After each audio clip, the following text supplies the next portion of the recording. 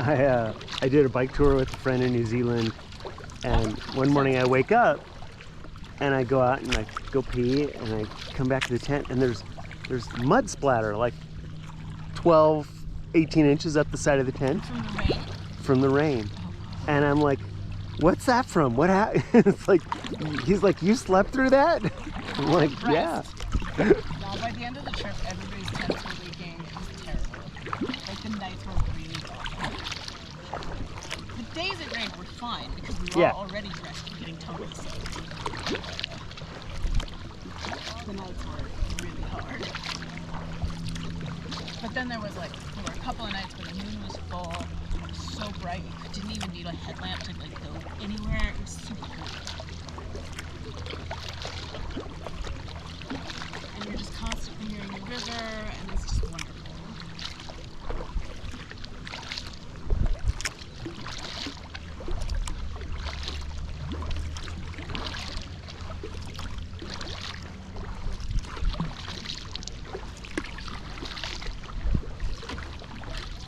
I will say the commercial trip is a lot less work. And importantly, someone else does all the cooking.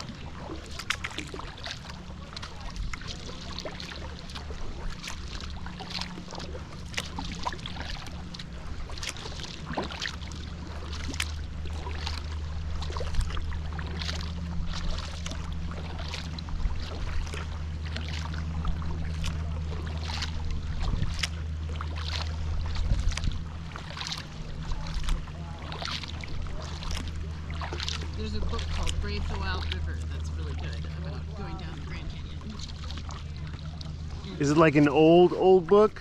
No, it just came out a couple years ago, but it's about the first two botanists to ever go down and like figure out what all was down there. Because they recognized that even if this was the 20s or 30s, even in that time frame, they were already having the river wasn't wild anymore, and there were already invasive species starting to move in. Yeah. So they wanted to go catalog stuff before it was all lost. And they also happened to be the first women to go down the Grand Canyon and survive the experience. But it's a really well-written book. I really enjoyed it. It's been a really interesting river before it got dammed.